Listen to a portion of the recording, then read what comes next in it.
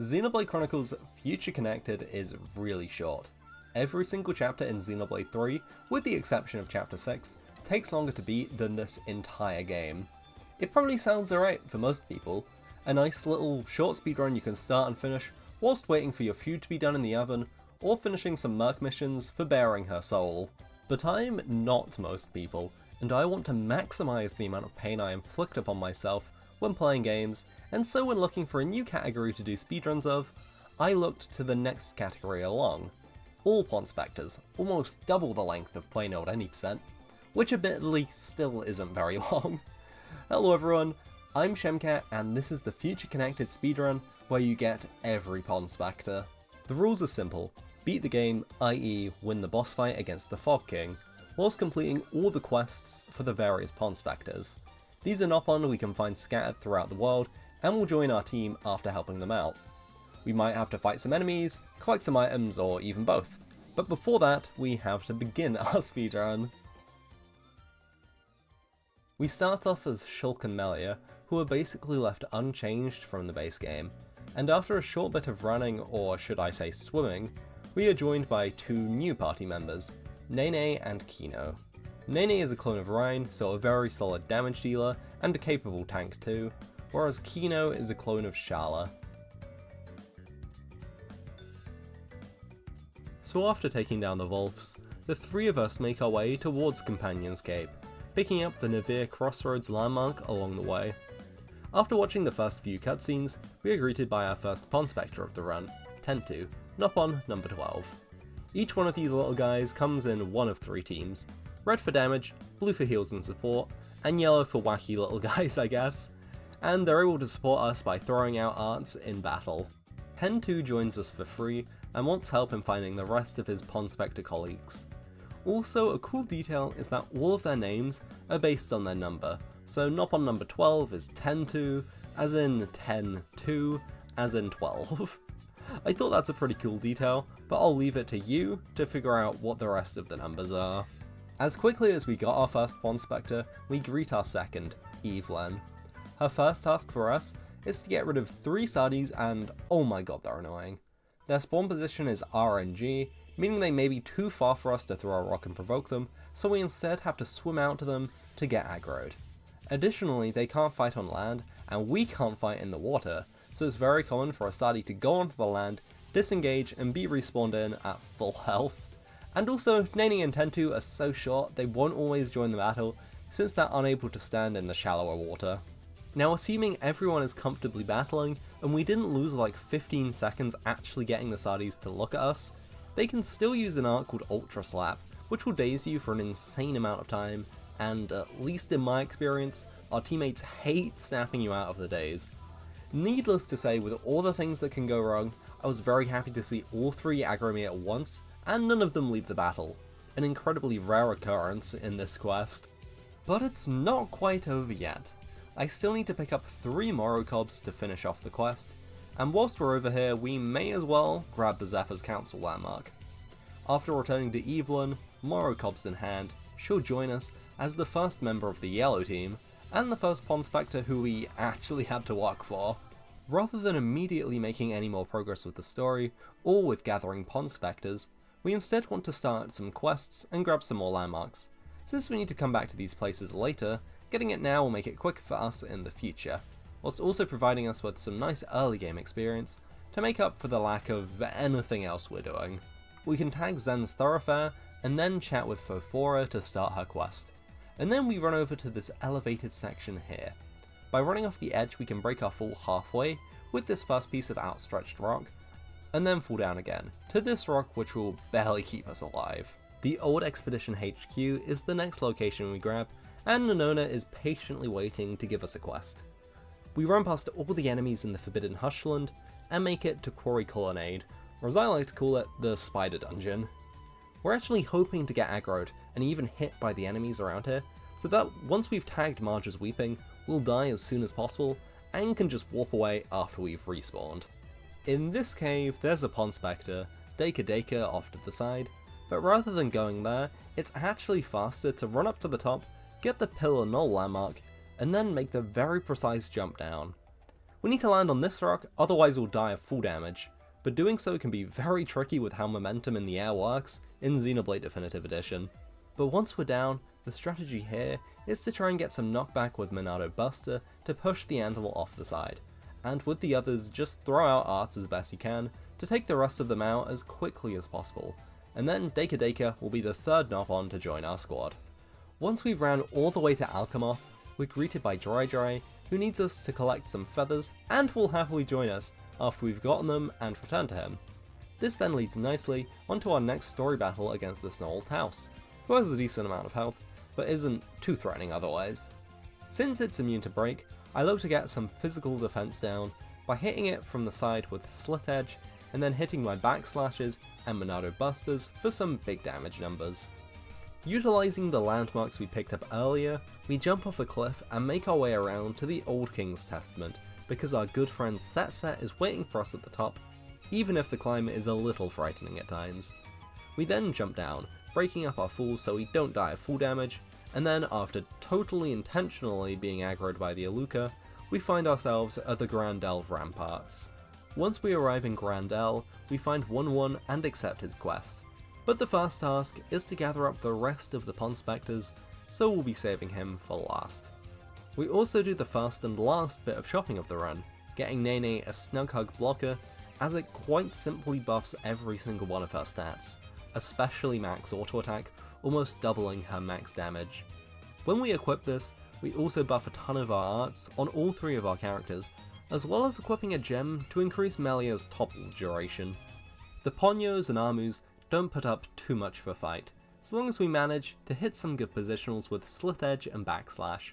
We can also hit them both with our area of effect Stream Edge and Monado Buster, by standing in front of one of the enemies and then targeting the one behind so that the other is caught in the path of attack. We then have to fight, he's quite a lot bulkier than everyone we've fought so far, so we need a new trick up our sleeve. Once our party gauge in the top left corner is full, and we have a Nopon of each team, which we do, we can use a Union Strike. You can think of this like a combination of a chain attack, in that it uses all of our party gauge, and a Xenoblade 2 Tier 4 special. However, the QTEs in this are so much harder than any special in Xenoblade 2. It's just 3 B presses you have to time, like a Burst Affinity or Chain Link from the base game, but with an incredibly distracting background animation. The third one is also especially brutal. The perfect timing is only a 2-frame window, and the animation finishes with an explosion, meaning what I see here is white on white. But I did it correctly and got the most amount of bonus damage here. It didn't quite kill, but it was close enough for just a couple extra arts to do the job. We pick up this red orb on Prayer Rock, and then swim over to Tutu.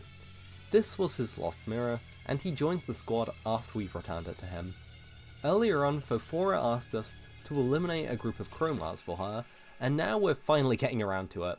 Doing it super optimally here actually takes a slight backseat to making sure we are optimal with our party gauge gain, so that once we've won the fight, we can warp out straight away to Marge's Weeping.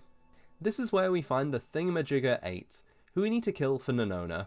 By throwing a rock at it, we can attract the Thingamajigger and 2 other Chromars across the room, being very careful not to aggro the unique monster as well.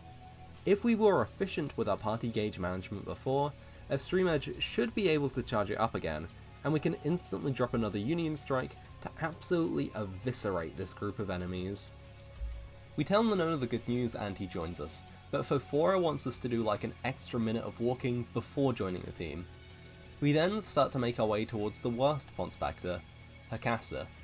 This quest isn't super difficult, but he's just so far away, almost 2 whole minutes of walking, to get to him from where we finished the quest with Fofora, and not a single landmark anywhere near. The closest we're getting is the Cloudtop Lookout, which is still a major trek to get to. The first part of Hakasa's quest is to go to a spot near Junks and plant a stake. We then report back, and by jumping off the side we can get pretty close to Pfeiffer. She's got some riddles for us, but we know the answers in advance.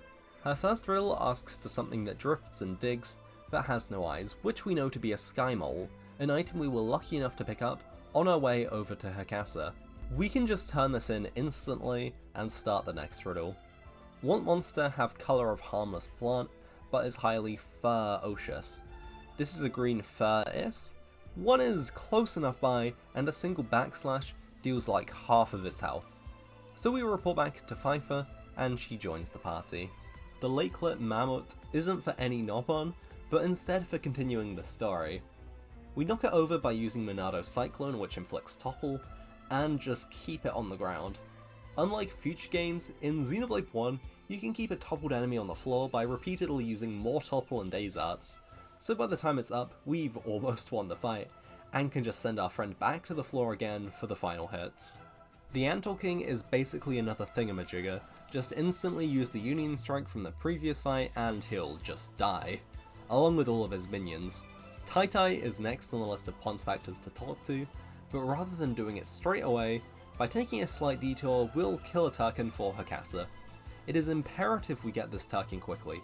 If we take too long, we might just be aggroed by a much larger group of Turkins, so as soon as the combat is over, we go into the warp menu as fast as we can. Going back to help Tai, we just need to run to this cave and grab him an item. If the spider is nice, it'll be in a spot where we can just hug the right wall and run past undetected, before taking the long run to Hakasa for the third time, finally being done with that quest, and then taking the much shorter walk to Tai to finish that one too, giving us our 9th and 10th knob-on. If you recall, the 12th Ponspector that will be added to the party is 1-1, as his first requirement is for all other 11 to be collected, meaning there is only one knob-on to go for now. Do you remember who it is? Probably not unless you cheated by looking ahead on the splits, but it's Set, and for him we need to take down a group of bodacious Rogules. We use the same philosophy here as we did against the Chromars, party gauge above all else, but I definitely won't complain if the fight goes quickly on top of this. We take the party gauge into the story fight against the creatively named Dinosaurus. We want as much bonus damage as we can here, since the dino was decently tanky, and I was able to hit the first two, but wasn't able to time the final 2-frame one perfectly. But this still gave enough damage to kill. After speaking with Set, we have 11 out of the 12 knob-on in the party, and it's now time to do Priority 1-1. We've been controlling the Monado boy this whole run, but it's now time to switch over to Melia. The Kart Persigna is our target, and we could approach it like a regular battle, or, hear me out, we could lure him to the edge of the cliff and use a spear break to push him off, skipping the whole doing the fight part of doing the fight. With this, we've finally recovered all 12 Ponspectors. 10-2, Eivelyn, Deka, Dry, Tutu, Ninona, Vofora, Pfeiffer, Hakasa, Tai, Set, and finally 1-1.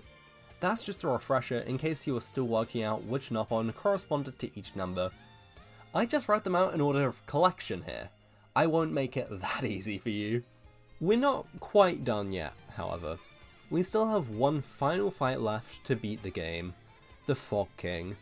Even with every single Ponspector giving us their aid, this is undoubtedly the hardest battle in the run. There aren't any cliffs in this arena, so we swap back onto Shulk and give him a strength up gem for a little bit of added safety. The first phase I'm looking to be very careful with my aggro. I want the attention to be far away from Shulk, so I can go around hitting lots and lots of positional arts, filling up my party gauge. It went pretty well here, and I was able to drop my Union Strike with the Fog King still having most of his health left. The Union Strike wasn't quite lethal, but a Stream Edge took us into the next phase with the fastest Fog King 1 I'd ever gotten. However, he only gets stronger in the second phase. It started off pretty well. I was able to get his attention away from Shulk so we could begin filling up the party gauge again. Melia was even nice enough to Starlight kick him out of Internal Burst, a decently strong AoE art, and we could soon follow up with another Union Strike. However, I completely missed the final QTE, only giving us 50% of the potential bonus damage. The most important thing is we take out his guards, but the big guy still had a considerable chunk of health remaining. It was now all or nothing, just pump as much damage into this guy as I reasonably could, all safety was off the table. Monado Buster, backslash, slit edge, if I could press the art button, I would use it. And then at 1% HP left, the Fog King used his final Hail Mary to try and kill my run.